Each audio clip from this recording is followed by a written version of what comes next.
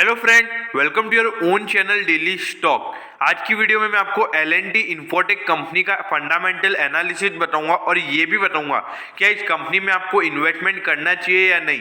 तो इसके लिए आप वीडियो को एंड तक जरूर देखिएगा क्योंकि इस वीडियो में आपको बहुत सारी नई इन्फॉर्मेशन पता चलने वाली है। और अगर अभी तक आपने हमारे चैनल को सब्सक्राइब नहीं किया तो प्लीज़ आप हमारे चैनल को जरूर सब्सक्राइब कर दीजिएगा क्योंकि इससे जो हमारी नई वीडियो होगी उसका नोटिफिकेशन आपको मिल जाएगा और आप हमारी एक भी वीडियो मिस नहीं कर पाओगे। तो सबसे पहले हम ये जानेंगे कि L&T इन्फोटेक कंपनी क्या काम करती है।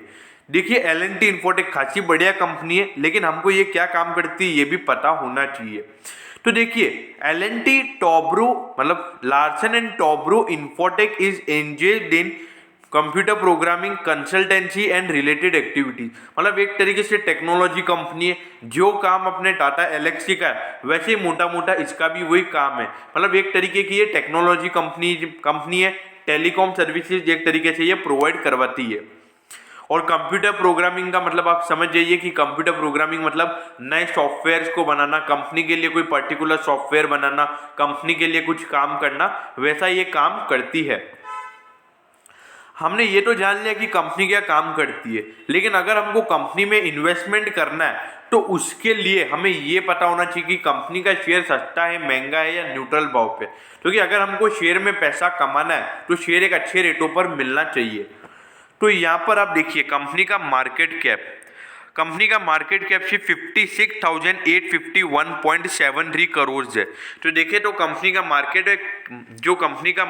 कैप है वो खासा बढ़िया है और यहाँ पे बढ़िया भी नजर आ रहा है। अगर आप L&T ग्रुप से, मेन बात ये कि ये L&T ग्रुप से बिलोंग करता है, जबकि अगर आप लार्सन एंड टोब्रो को देखोगे तो उसका मार्केट कैप खासा ज़्यादा है लेकिन उसका कारोबार भी ज़्यादा है। लेकिन अगर L&T ग्रुप का शेयर है तो एक तरीके से बढ़िया शेयर ही है क्योंकि L&T ग्रुप हर चीज़ को एक अच्छे तरीके से करना जानता है, ऐसा मेरे को लगता है। अब अगर आप कंपनी के पी रेशियो को देखोगे तो वो है 33.93। अगर यही आप इंडस्ट्री का पी देखोगे तो वो है 28.88। अब आप ये कहोगे कि ये शेयर आपको इंडस्ट्री के मुकाबले महंगा मिल रहा है, लेकिन इसका जो कारोबार है वो भी इंडस्ट्री के मुकाबले ज़्यादा है, तो उसी के चलते ये आपको इंडस्ट्री के मुकाबले महंगा मिल रहा है। कोई डोरा वाली बात नहीं है, ये है ज़रूर है कि ये इंडस्ट्री के मुकाबले महंगा मिल रहा है, लेकिन इसका रीज़न यही है कि इसका कारोबार ज़्यादा है। लेकिन अगर आप इसकी बुक वैल्यू देखोगे तो वो निकल कर आती है 303.42 और यही अगर आप इसका प्राइस टू बुक रेशियो देखोगे तो वो भी यहाँ पर निकल कर आता है 10.73। ये देखिए कंपनी की बुक वैल्यू भी यहाँ पर 10.73 है। तो देखिए कंपनी की बुक वैल्यू भी बता रही है कि थोड़ा सा शेयर महंगा है, यहाँ पे इंडस्ट्री के मुकाबले भी महंगा मिल रहा है, लेकिन इसका कारोबार भी खासा बढ़िया है, तो ये एक प्रीमियम वैल्यूएशन वाला शेयर तो है ही है। ऐसा मत सोचिएगा कि ये शेयर आपको 1 से पीबी के कम पे मिल जाएगा, ऐसा तो कभी नहीं होगा। ये मिनिमम आपको 5 पीबी तक मिल सकता है, उससे कम पे ये आपको कभी भी नहीं मिलेगा। अब अगर मैं इसके डिविडेंड यील्ड की बात करूं तो 0.86% का डिविडेंड यील्ड है। अगर देखिए 3,000 साढ़े 3,000 रुपये का शेयर है, उसके ऊपर अगर आपको 1% के लगभग की डिविडेंड यील्ड मिलती है तो मेरे ख्याल से बहुत बढ़िया बात है, क्योंकि कंपनी के अगर शेयर होल्डर ज़्यादा होते हैं तो कंपनी उतना हद से ज़्यादा डिविडेंड दे भी नहीं सकती है।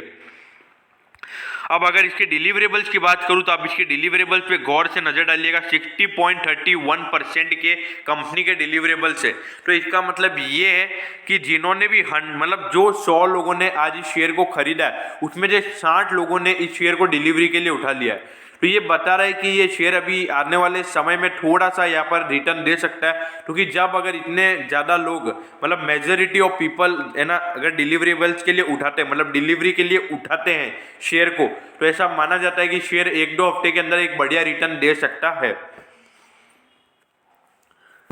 अब यहाँ पर आप कंपनी के फाइनेंशियल ट्रेंड पे नजर डालिए।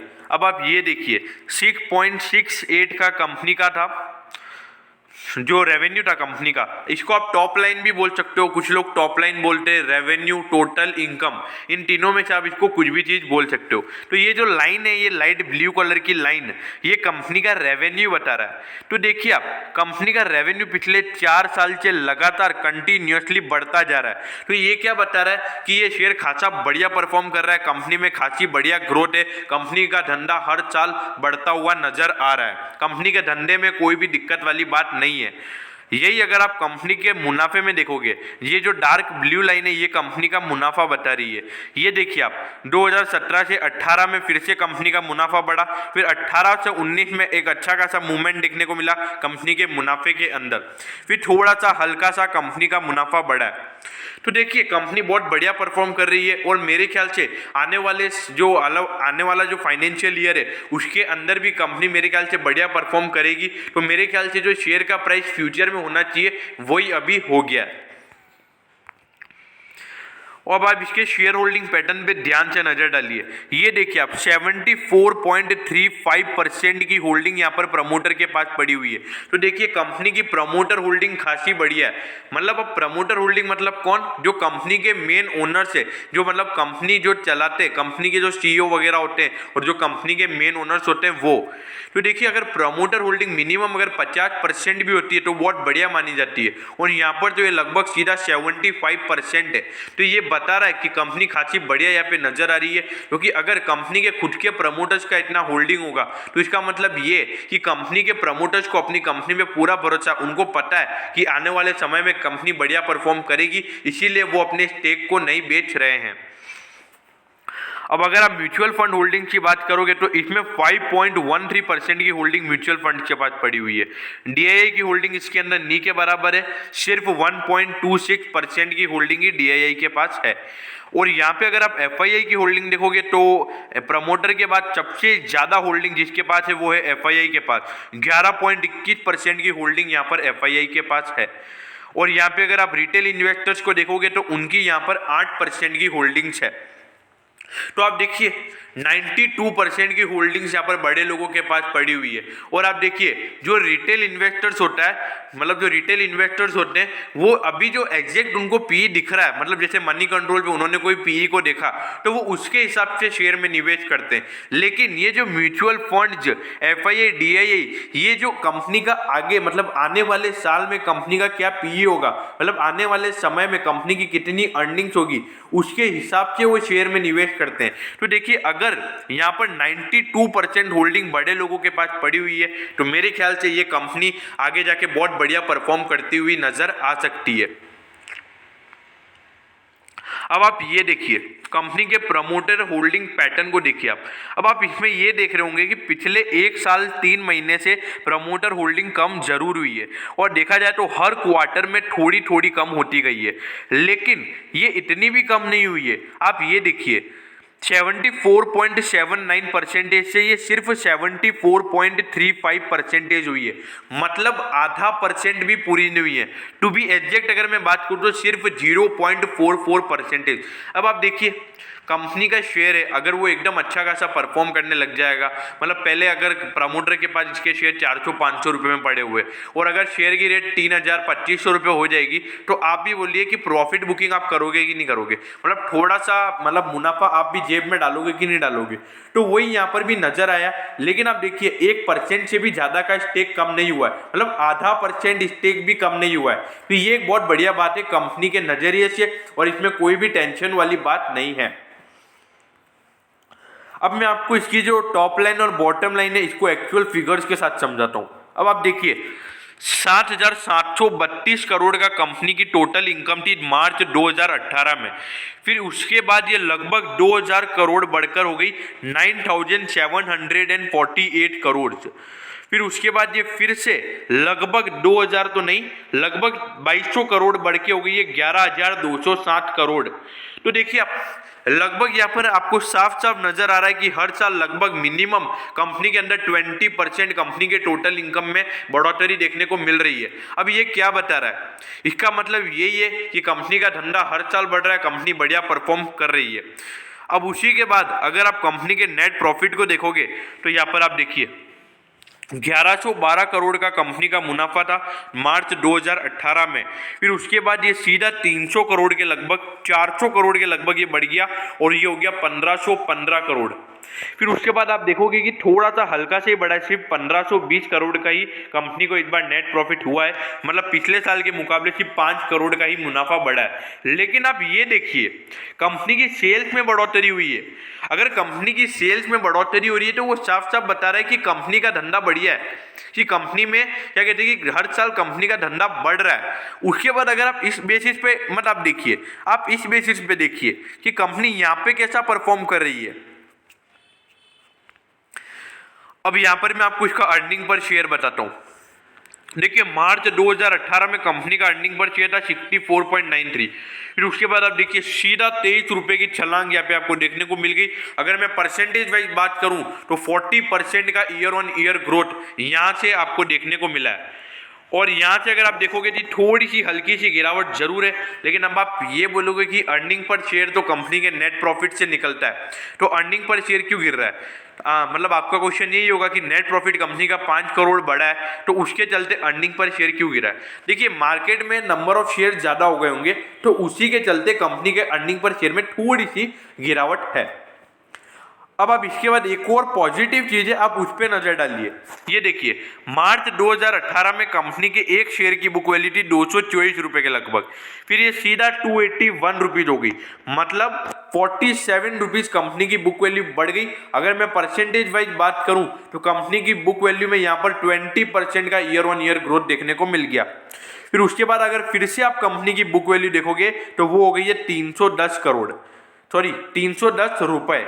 अगर एक शेयर की बुक वैल्यू की बात करूं तो वो हो गई है 310 रुपए। अगर परसेंटेज वाइज बात करूं तो यहाँ पे भी आपको 10% का ईयर ऑन ईयर ग्रोथ देखने को मिला है। अब इसका मतलब क्या है? इसका मतलब यही है कि जो कंपनी की लाइबिलिटीज हैं वो कम होती जा रही है और कंपनी के एसेट की जो क्वालिटी है वो हर साल बढ़ती जा रही है। कंपनी के टोटल एसेट में भी हर साल बढ़ोतरी देखने को मिल रही है। और भाई साहब आप इसका डिविडेंड देखिए, भले ही शेयर महंगा है लेकिन आप एक शेयर के ऊपर इतना डिविडेंड अगर कंपनी दे रही है तो ये बहुत बढ़िया बात है। ये देखिए 21.5 रुपए का कंपनी ने मार्च 2018 में डिविडेंड दिया, फिर उसके बाद ये 28 रुपए का डिविडेंड हो गया, फिर अभी भी इस बार कांस्टेंट ही रहा है। तो देखिए अभी जो कंपनी का जो प्रॉफिट था वो कांस्टेंट हो गया, इसलिए कंपनी ने इतना डिविडेंड दिया। अगर कंपनी के प्रॉफिट भी अगर 10% बढ़ जाता तो आपको डिविडेंड भी 30 रुपए से ज्यादा का मिलता।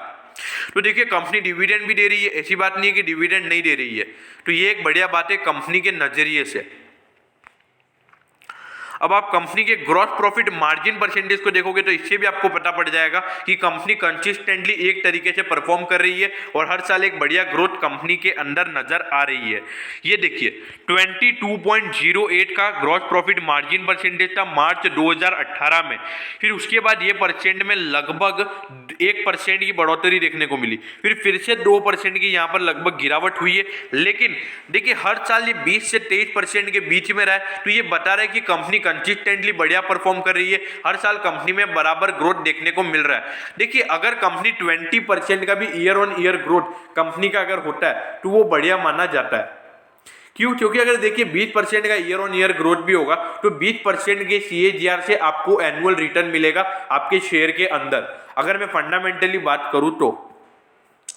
और यही अगर आप ऑपरेटिंग मार्जिन परसेंटेज देखोगे तो यहाँ पर आप देखिए 19 से लेके 21.5% तक है, पिछले तीनों साल के इनके ऑपरेटिंग मार्जिन परसेंटेज रहे हैं।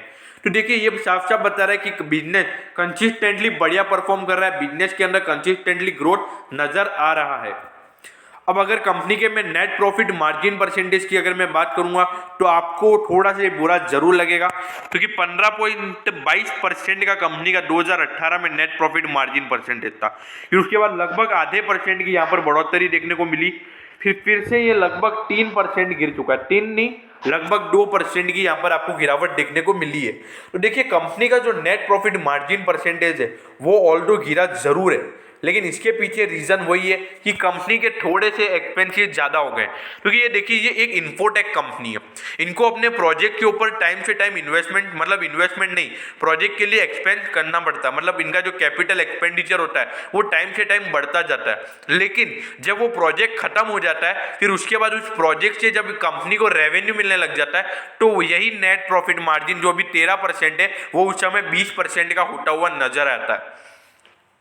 तो इसीलिए अभी एक्सपेंसेस ज्यादा होने के कारण ये मार्जिन परसेंटेज कम है। जब ये प्रोजेक्ट ये वाले जो अभी कंटिन्यू हो रहे हैं प्रोजेक्ट, जो अभी पेंडिंग प्रोजेक्ट्स है वो जब खत्म हो जाएंगे तो आपको आराम से इसमें एक बढ़िया नेट प्रॉफिट मार्जिन होता हुआ दिखेगा। अब आप ये देखिए कंपनी का रिटर्न ऑन इक्विटी परसेंटेज, वैसे जिनका रिटर्न ऑन इक्विटी परसेंटेज 20% होता है उनको मैं एकदम टॉप क्लास कंपनी बोलता हूं, लेकिन यहां पर आप देखिए 20% से भी ज्यादा, जबकि 25% से भी ज्यादा का यहां पर रिटर्न ऑन इक्विटी परसेंटेज है।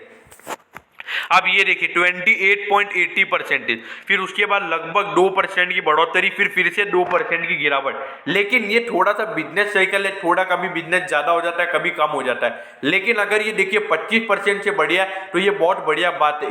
क्यों बढ़िया बात है, इसका रीजन देखिए आप, क्योंकि देखिए अभी मार्केट में इन्फ्लेशन का रेट है 6% और अगर ये 28% इनकी इक्विटी के ऊपर कमा रहे हैं तो कितनी बढ़िया बात है, मतलब इन्फ्लेशन से 5 गुना ये पैसा कमा रहे हैं, तो ये बहुत बढ़िया बात है कंपनी के नजरिए से। अब अगर आप कंपनी के रिटर्न ऑन इक्विटी परसेंटेज पे देखोगे तो कंपनी का रिटर्न ऑन इक्विटी परसेंटेज भी लगभग बढ़िया ही है, क्योंकि आरओसी 20% से भी ऊपर होता है तो वो भी बढ़िया ही माना जाता है। यहाँ पे देखिए 27%, फिर सीधा 12% हो गया, फिर से 8% की गिरावट। देखिए कभी बिजनेस ज्यादा हो जाता है कभी थोड़ा सा कम हो जाता है, तो वही यहाँ पर इसके रिटर्न ऑन इक्विटी और आरओसी में आपको देखने को मिल रहा है।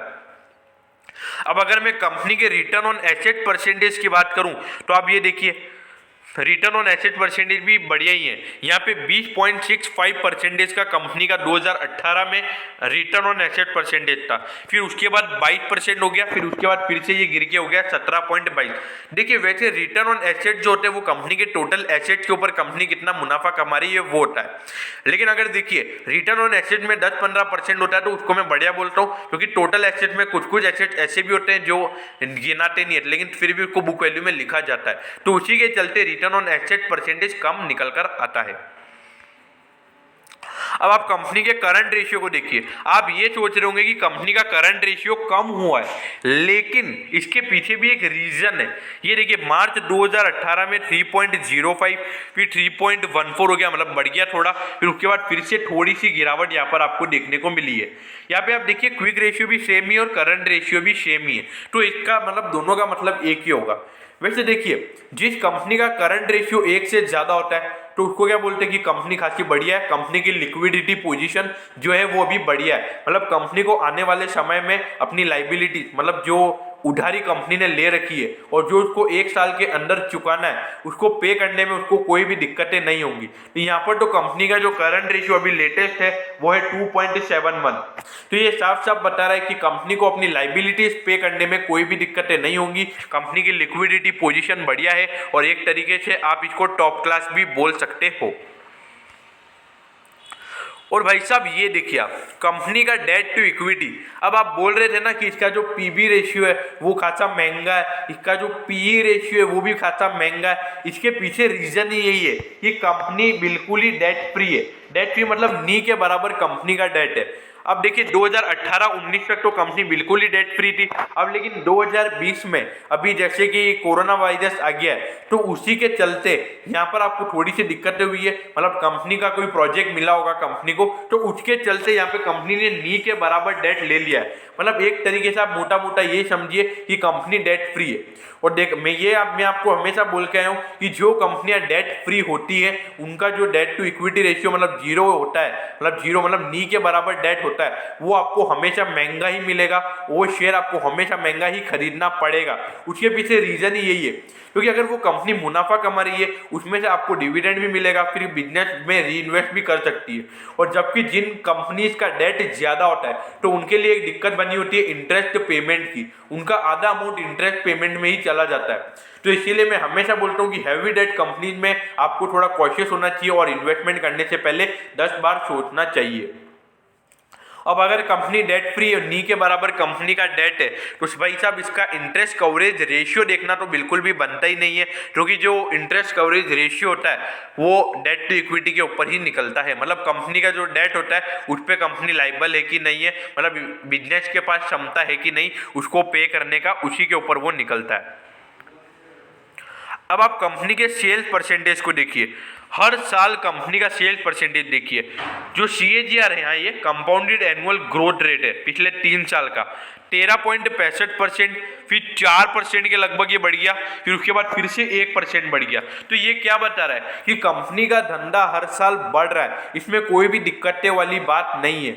लेकिन उसके बाद अगर आप देखोगे तो नेट प्रॉफिट देखिए आप 13.1, फिर सीधा 8% की बढ़ोतरी, फिर से 5%। अब इसका रीजन मैंने आपको बता दिया कि कंपनी का नेट प्रॉफिट क्यों गिरा है, इसके पीछे का क्या रीजन है। कंपनी के एक्सपेंस ज्यादा हो गए, क्यों? क्योंकि उसके प्रोजेक्ट चल रहे हैं, पेंडिंग प्रोजेक्ट पे खर्चा ज्यादा हो रहा है, उसी के चलते यहाँ पर नेट प्रॉफिट में गिरावट हुई है। लेकिन कंपनी के धंधे में कोई दिक्कत नहीं है, वो ये सेल्स परसेंटेज आपको बता रहा है पिछले 3 सालों का वो। अब आप ये देखिए कंपनी का शेयर जो कि आज बंद हुआ है 3234.95 पे, और आज लगभग इसमें 1% की गिरावट देखने को मिली है। लेकिन अगर आप इसके ऑल टाइम हाई पे नजर डालोगे तो इसका ऑल टाइम हाई है 3512.70 पैसे, मतलब ऑल टाइम हाई से लगभग आपको 200 रुपये डिस्काउंट पे मिल रहा है, लगभग 200 नहीं 300 रुपये के लगभग आपको ये डिस्काउंट पे मिल रहा है। और अगर मैं इसके परसेंटेज वाइज की बात करूं तो लगभग 8% डिस्काउंट पे ये आपको मिल रहा है इसके ऑल टाइम हाई से। देखिए अभी जब की मार्केट इतना ऑल टाइम हाई पे खड़ा हुआ है तो उसके चलते इसमें भी आपको एक अच्छी खासी बढ़ोतरी देखने को मिली है, उसी के चलते ये थोड़ा महंगा भी अभी आपको नजर आ रहा है। इसमें कोई दो राय वाली बात नहीं है कि ये शेयर महंगा है, लेकिन इसमें एक काबिलियत है कि ये बढ़िया परफॉर्म करता रहेगा आने वाले समय में, ये पूरा एक बिजनेस के अंदर नजर आ रहा है। तो भी अगर मार्केट गिरता है तो ये शेयर भी आपको 3000 रुपये तक आराम से जाते हुए दिख सकता है। हाँ दोस्तों, ये आपको आराम से 3000 तक जाते हुए दिख सकता है, मतलब ये जो अभी इसका करंट मार्केट प्राइस है उससे आपको आराम से ये 10% की गिरावट यहाँ से होते हुए दिखने को मिल सकती है। अगर मार्केट अगर निफ्टी 13,500 से लगभग 13,000 तक भी आता है तो इसमें आपको लगभग 5-6% की तो गिरावट इसमें आपको आप एक्सपेक्ट कर सकते हो। तो देखिए शेयर महंगा है, इसमें कोई दो राय वाली बात नहीं है। इस इतनी चलती तेजी में आपको इसमें निवेश नहीं करना चाहिए अभी तो, और अगर आपने इन्वेस्ट करना ही है तो इसके लिए आपको 3000 के लेवल तक के लिए वेट करना पड़ेगा।